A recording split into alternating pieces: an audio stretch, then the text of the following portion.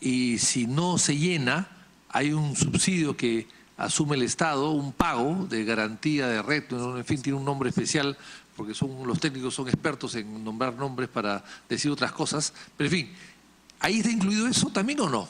Los ingresos garantizados. Exactamente. A través suyo, señora presidenta. No, porque ese es el costo total del servicio eran esos 7.300 millones.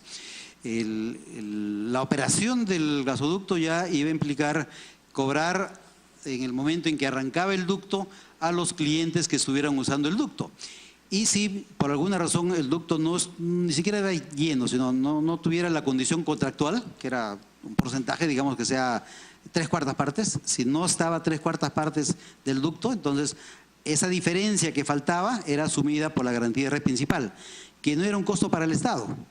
En ningún momento había un costo para el Estado, era un costo que los propios clientes que eran beneficiados además por el hecho de disponer de gas natural que iba, entre otras cosas, a abaratar el costo de la energía eléctrica para todos los ciudadanos del país, ¿no? Ellos asumían la garantía de red principal, o sea, no era un costo para el Estado.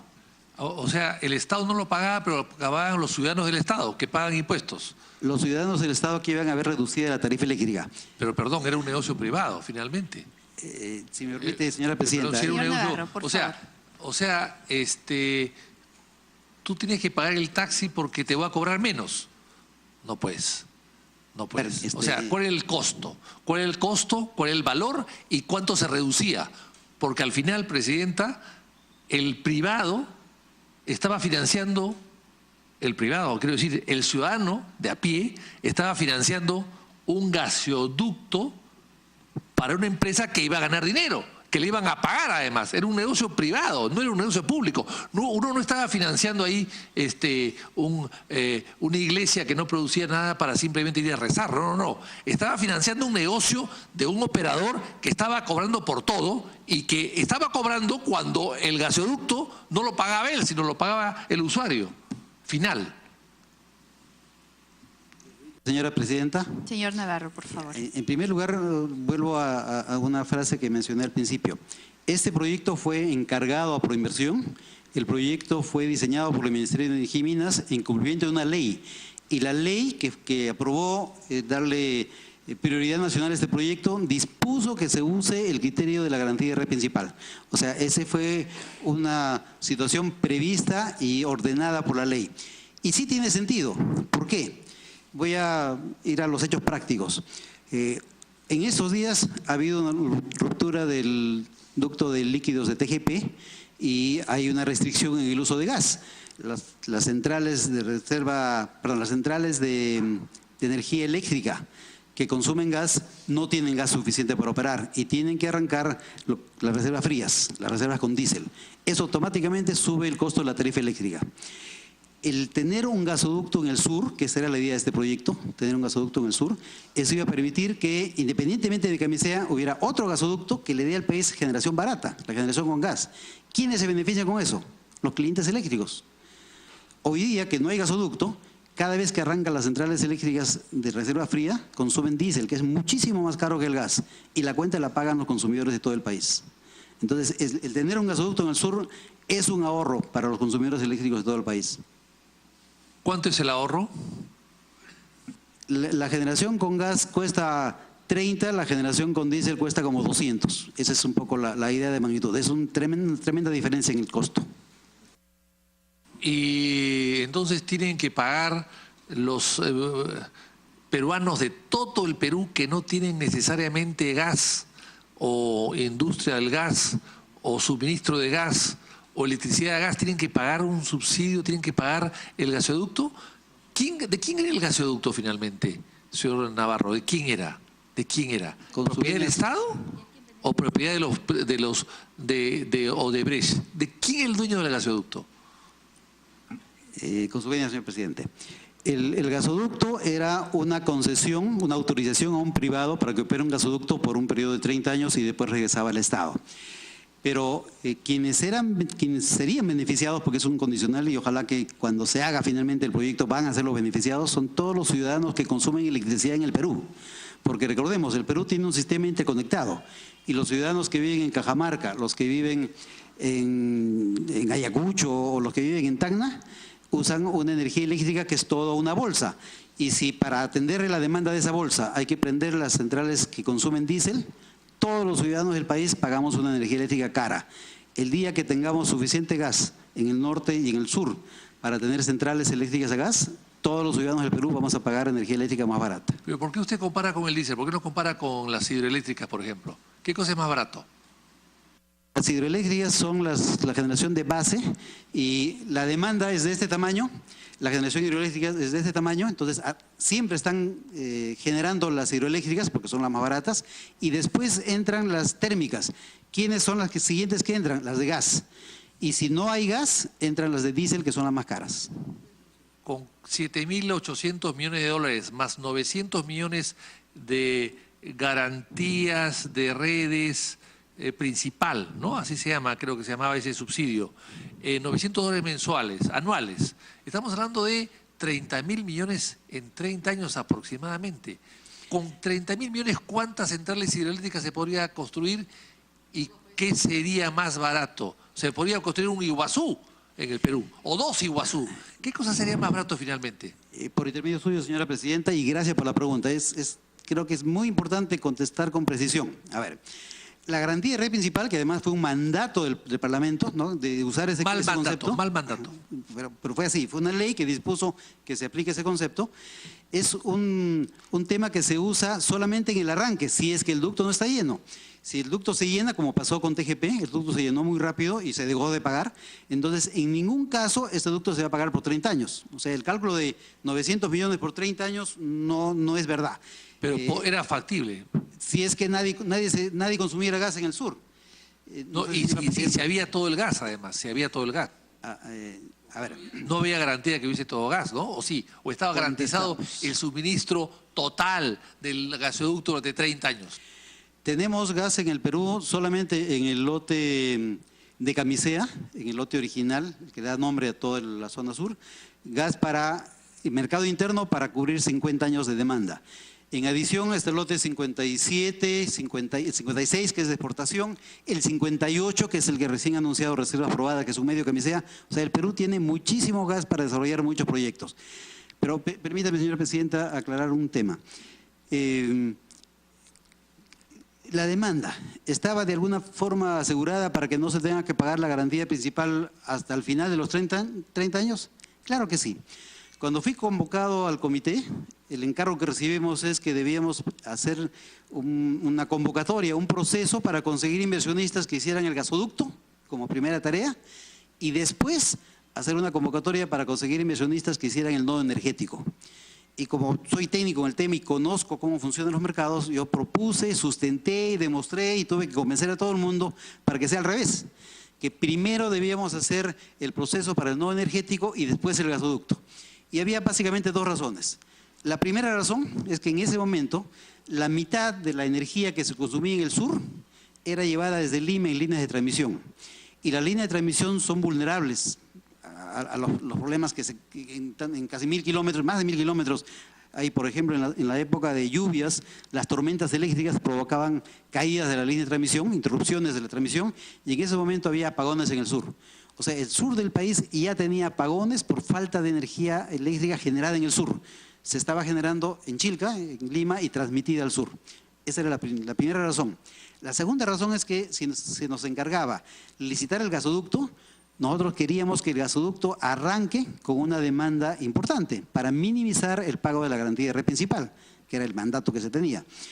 Y funcionó bien el argumento, tanto así que cuando se aprobó el cambio de la secuencia, licitamos el nodo energético del sur, se consiguió excelentes propuestas para hacer generación eléctrica en Mollendo, generación eléctrica en Hilo, por montos superiores en capacidad de generación a los originalmente estimados, y eso permitió que hubiera una demanda segura para el gasoducto y una demanda importante. Más de la mitad del tubo ya estaba lleno, solamente con esas 2 centrales. En adición, el comité en el cual formé parte hizo una convocatoria para todos los medios de comunicación en el sur pidiendo que se registren los interesados en consumir gas para poder medir la demanda que había en la zona. Y se registren con una serie de datos que nos dieran información sobre cuál iba a ser el destino de ese gas y por qué se estaba estimando tener consumo de gas. Y encontramos a firme, con registros formales y todo eso está en los archivos de Proinversión, que en el sur había una demanda ya comprometida que era superior a la demanda que había en Lima. Por lo tanto, eso aseguraba que la garantía de red principal casi no se iba a pagar. ¿Y entonces por qué se puso? Porque fue un mandato de la ley. Ah, mandato de la ley, promovida por Odebrecht, por supuesto, ¿no? No lo sé. Eso no lo sabe usted. Yo sí lo sé. Y entonces, ¿y el gas del sur iba a tener una conexión con Chile también, ¿no? Con la red de Chile? No, nunca estuvo en los planes se habló, ni técnicos en su momento, ni comerciales. Sí, los medios dijeron muchas cosas, dijeron eso. pero el proyecto que recibimos… O sea, el peruano de a pie que paga luz iba a financiar el gas que iba a ir a Chile, ¿no es cierto? Señora Presidenta, no es así. El proyecto que recibimos… Pero de hecho ya lo está… No tenía ninguna línea. Se habló de eso y se habló de una petroquímica en Hilo, inclusive. La petroquímica sí fue un encargo formal y es un tema que ojalá que se desarrolle porque eso daría un salto a la industrialización del país. Ojalá. Ya, o sea que el gas se iba a ir a Chile financiado por los peruanos de a pie de la punta del cerro, ¿no? Qué bonito. Y como ahora se financia igual, el gas que recibe el ciudadano mexicano está financiado por el Perú, porque el gasoducto lo ha pagado el Perú. El gasoducto que viene de Camisea a Pisco y que sale por Melchorita a México y que el mexicano paga 10 veces menos que el peruano, por el mismo gas peruano, está financiado por el Perú, por el peruano de a pie. ¿Qué le parece a usted eso? ¿Cree que es correcto eso? ¿Cree que es normal? ¿Que es una cosa que sucede en todas partes del mundo? ¿Que los ciudadanos financian gas a los vecinos de otros países? ¿Cree que eso es normal? Señor presidente, esta pregunta no me corresponde contestarla. En todo caso, lo que estoy seguro que TGP en su momento podrá explicar que el financiamiento de los ductos de GLP fue un financiamiento que se consiguió por las empresas que se encargaron de construirlo y se complementó en una pequeña fracción por la garantía de red principal. Pero, señor, no es que financiaron, sí. La red principal pagó y financió todo el mundo. Señor Navarro, la pregunta es la siguiente. El gasoducto del Camisea que da Pisco, ¿lo pagaron los peruanos?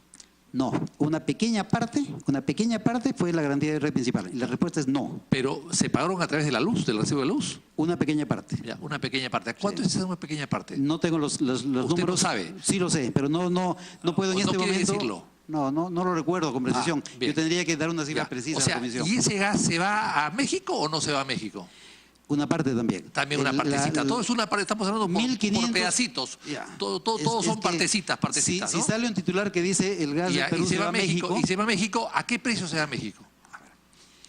Señora Presidenta, la producción de gas del Perú hoy día es 1.500 millones de pies cúbicos. 1.500 millones. Sí. La exportación es 600. Ya. Y de esa exportación, el compromiso con México es del orden de menos de 400. Entonces, 400 se están yendo a México, pero no se puede decir que el gas del Perú se va a México. Perfecto. El gas del Perú se queda acá. ¿Y ese gas que va a México se vende más barato que en el gas internamente, en el Perú? La respuesta es de Perú NG, entiendo que no. Ese gas que se exporta a México tiene un contrato que lo vincula con un marcador bajo. Perdón, se vende más barato. Se vende más barato. Esa parte. O sea, el gas que se exporta se vende más barato que el gas que usted y yo consumimos en nuestras viviendas, ¿no es cierto? Sí. Perfecto. Eso es cierto. ¿Eso lo financió el ciudadano de a pie de la Punta del Cerro o de Miraflores? Congresista Lourdes Alcorta, tiene la interrupción. Gracias, presidente. Sobre lo mismo que acaba de explicar el señor, saludar al señor Navarro, con el currículum que usted tiene en la Universidad del Pacífico, todos los sitios que ha trabajado casi toda su vida en Petroperú, a mí me ha sorprendido muchísimo la calidad de persona que podría ser usted hasta que no responda lo siguiente. Porque una concesión es que yo le entrego a usted todo y usted corre con todos los gastos habidos y por haber. El proyecto de haber levantado el 1% del recibo de luz es un proyecto mío que fue aprobado acá en el Congreso. ¿Por qué? Le voy a contestar porque usted ha dicho que fue aprobado por el Congreso. Sí, pero nos mintieron, señor Navarro. Porque usted debe saber, siendo funcionario público, que para ejercer cualquier actividad en el Estado peruano comprar, vender, regalar, quemar, dar de baja, dar de alta, lo que diablo sea, se constituyen 3 informes. El informe técnico, que es la necesidad, el informe legal, que la ley lo permite, y el informe financiero que se puede hacer. Si yo le entrego todo a la concesión, ¿por qué hemos tenido que pagar el 1% del impuesto? ¿Por qué hemos tenido que pagar, como dice el congresista García Lagún, desde la gente más pobre del cerro, pagar justamente con el porcentaje que se ponía en el recibo de luz, pagar toda esta barbaridad del gasoducto, que fue expuesto en el Congreso y aprobado por unanimidad? O sea, todos éramos tan brutos en el Congreso que fue aprobado por unanimidad, porque nos engañaron. Y nosotros obramos después de un gran debate, obramos de buena fe. ¿Qué responde usted esto con el tema de la concesión por 30 años para ganar una fortuna de plata que se puede dar luz a todos los países de la región, a todas las fronteras de ahí?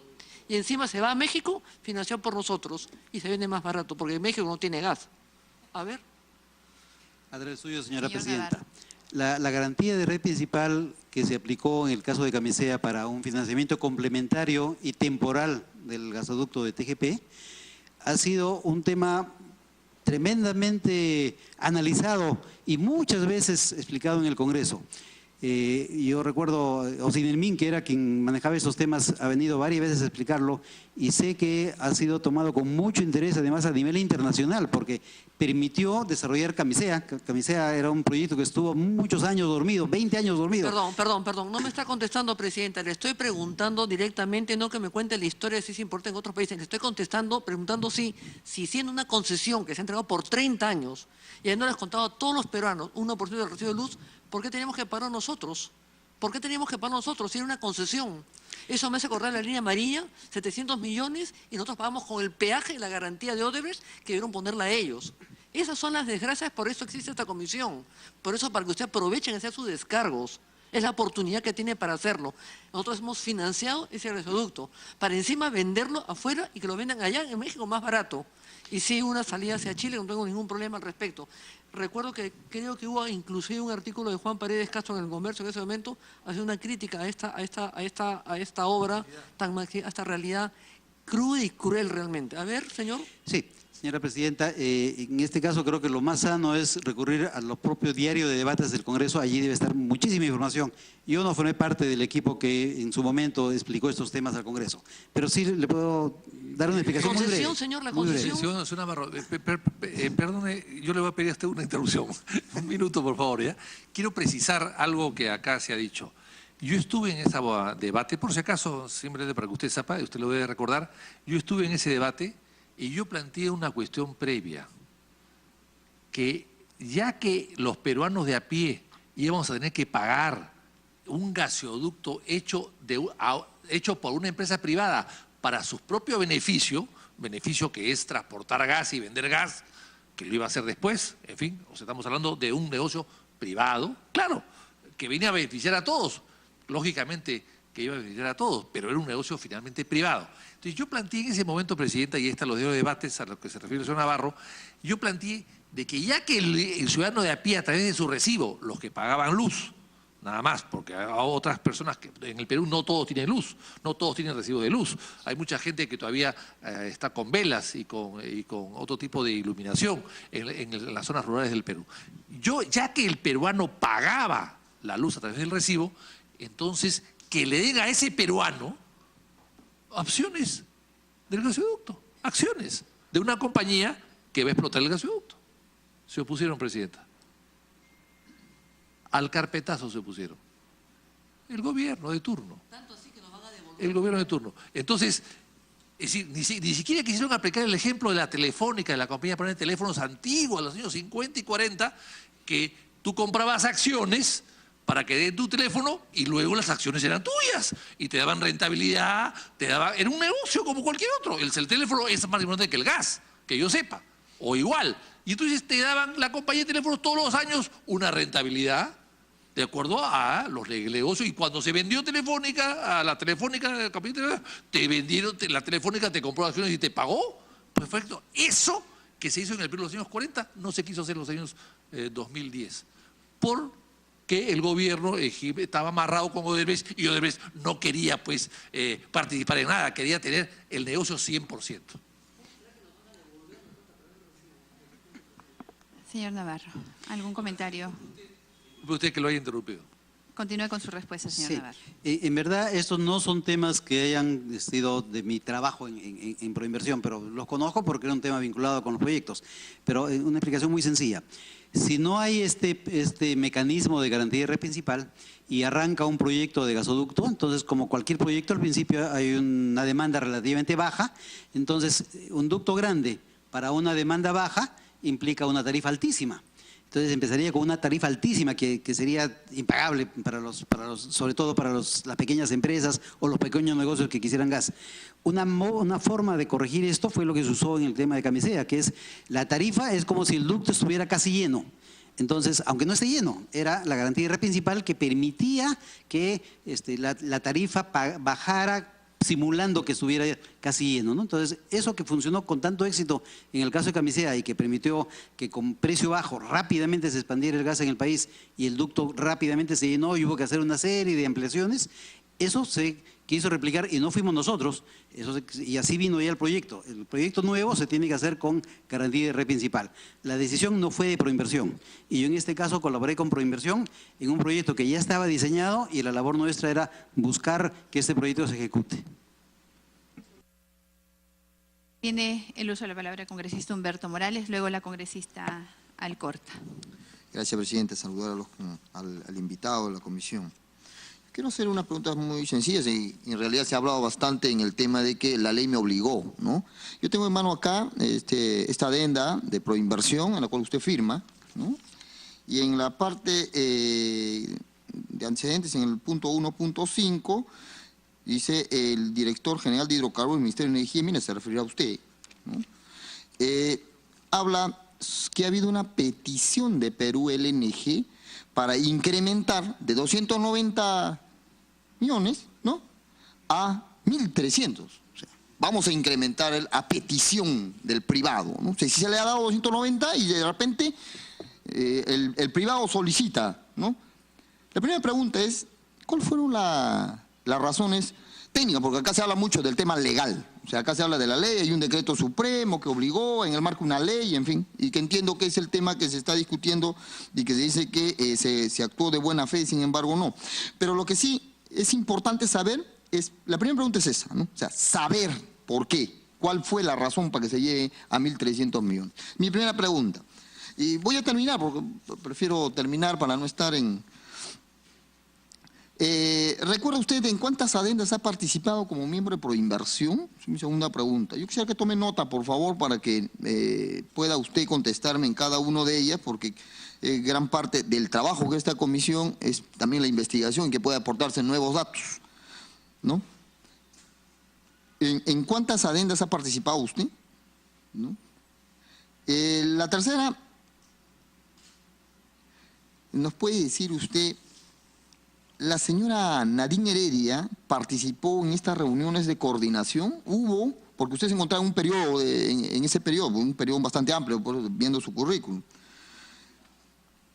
Y finalmente, ¿qué función cumplió el asesor legal José Carlos Guzmán Segarra en el proceso de adjudicación de la Buenapro? ¿Hubo una participación ahí como asesor legal? Porque es importante saber cómo es que se movió y cuáles fueron las opiniones en ese momento y quiénes fueron los actores, ¿no? Salvo las que conocemos, pero hay otras personas que también van a ser parte invitadas aquí y tenemos que saber con detalle. Me gustaría que lo conteste con precisión, por favor. Gracias. Muchas gracias. Señor Navarro. A través suyo, señora presidenta. Con respecto a la primera pregunta, por el texto que me ha leído, yo presumo que no se refiere a mi labor en la DGH. Yo fui director general de hidrocarburos de julio 2003 a julio 2009. ¿Podría precisarme la fecha de ese documento? Precise, congresista Morales. Mire, está acá su firma y tiene fecha de 24 días del mes de mayo del año 2007. Y usted firma como Gustavo Adolfo Navarro Valido, obviamente, Dirección General de Hidrocarburos, Ministerio de Energía y Minas. Y acá está, por el Estado. Ha firmado conjuntamente con Rosario Angélica Iqueda Arismendi, directora. Sí, correcto. Corresponde a la época en que fui director general de hidrocarburos. Lo que no tengo claro es exactamente cuál era el tema, la parte resolutiva de esa comunicación. La verdad que no recuerdo el detalle de ese documento y qué es exactamente lo que estaba En todo caso, le voy a hacer, porque usted ha firmado un documento importantísimo para cuadruplicar, quintuplicar ¿no es cierto?, un monto de contrato, ¿no? Entonces acá tengo yo el documento que le hacen para que lo pueda ver, pero es un documento importante, que no nos acordemos de que pasamos de 200.000 a 1.300 millones, esto ya pues no puede ser, ¿no? Estamos hablando de interés del país, ¿no? Y está en el marco de la ley.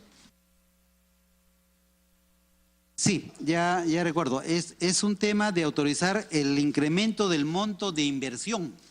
O sea, ¿qué es lo que busca el Perú? El Perú lo que busca es que se hagan inversiones en el Perú y que las inversiones sean importantes y sean cada vez mejores. Entonces, en ese caso, el proyecto original era un proyecto que tenía una estimación de monto y con el paso de los tiempos y del cómo se incrementan los costos en general en el mundo, y hubo un momento en que el inversionista dijo, yo quiero aumentar la inversión en el país, y hay una serie de informes que se presentaron en su momento, porque efectivamente cada resolución directoral del ministerio o cada uno de estos documentos tiene todo un respaldo técnico y un respaldo legal también, ¿no? Y en ese caso lo que se está autorizando es que el inversionista invierta más en el Perú. Esa fue la autorización que contiene ese primer documento. Eso con respecto a la primera pregunta. Con respecto a la segunda, las adendas en las que yo haya participado, ¿no? En mi labor en proinversión, ninguna, porque mi trabajo fue ser parte del miembro del Comité de Proseguridad Energética, que lo que tenía como objetivo era buscar que se desarrolle el proyecto. Ese era el mandato que teníamos. En mi época la DGH no tenía funciones importantes en el tema de adendas, porque era básicamente una función promotora y concedente en algunos casos, y como excepción tuvimos la labor de ser la contraparte del Estado en el desarrollo del proyecto de Perú LNG, que instaló la primera planta de liquefacción de gas natural en el Perú, ¿no? Y allí sí hubo esta adenda que autorizó el incremento de la inversión en la planta, ¿no? Pero no era un contrato propiamente, era una adenda de un compromiso de inversión, ¿no? A eso se refería. En cuanto a la tercera pregunta sobre la participación de la señora Nadine, yo he dado testimonio de que estuvo presente en algunas reuniones a las que fuimos, 2 reuniones a las que fuimos citados a Palacio, y que en ningún caso dije lo que algunos titulares de algunos medios de comunicación dijeron después. Y yo quiero reiterar aquí públicamente y bajo juramento además, que no es cierto lo que dijeron algunos medios, que yo habría dicho que ella participó en sesiones y que ella tomó decisiones y que ella dirigió y que ella mandó. Eso no es verdad. Lo que yo dije, y me atengo también a lo que debe estar registrado. Una interrupción.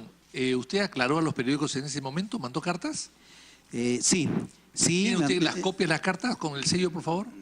Okay, ¿Lo puede dejar usted en un momento dado? Ok. Y también en algún momento que fui citado por el Congreso, aclaré este tema, que ella estuvo presente en 2 reuniones en las que fuimos llamados por el presidente para informar el avance del proyecto, ¿no? La primera de ellas inclusive fue simplemente para arrancar el proyecto y que él comentó lo importante que era el proyecto para el país y nada más, y la presencia fue absolutamente pasiva de la señora Nadine. En el segundo tema también era un tema que el presidente quería saber cómo estaba avanzando el proyecto, pero lo que sí quiero aclarar así de manera rotunda es que el 100% de las sesiones del Comité Proseguridad se hicieron en el local de Proinversión, ninguna fue fuera de ese local y en ningún caso asistió a la señora Nadine, ni ella tomó ninguna decisión ni daba ninguna orden en relación a las cosas que se manejaban en el proyecto, ¿no? ¿Había otra pregunta más? Okay. Usted, cuando le pregunté esto de la adenda, usted dice, quiero que quede claro, ¿no? Usted dice, nunca participé en ninguna adenda, pero esta adenda sí está, usted está por parte del Estado. Eso es 1. 2, no me contestó la pregunta, era, ¿cuál fue el sustento técnico? Porque usted participó de esto. O sea, si usted participó de esto, obviamente sí firmó, sabe pues qué cosa contiene y el por qué. La pregunta es ¿por qué hicieron esto? Ahora, yo entiendo que el tema de la inversión, usted dice, bueno, queremos más inversión. Sí pues, pero era la plata del Estado. No, estamos hablando, no que venían con su plata, y se está demostrando acá que no han venido con su plata. Ha sido la plata de nosotros, claro. Entonces, si era de nosotros, no podíamos pues tranquilamente avanzar eso. Pero lo que sí, yo quiero centrarme en la pregunta es, necesitamos saber cuál fue el sustento técnico para esto, por favor. A través suyo, señora presidenta. No es cierto que haya sido dinero del Estado o de todos los ciudadanos. Esa era plata estrictamente privada. Recordemos, el proyecto de Perú LNG era un proyecto 100% privado, que no tomó ni un sol del Estado, ni un sol de los ciudadanos, ¿no? Y que la autorización aquí es para que los privados, que habían originalmente estimado un monto,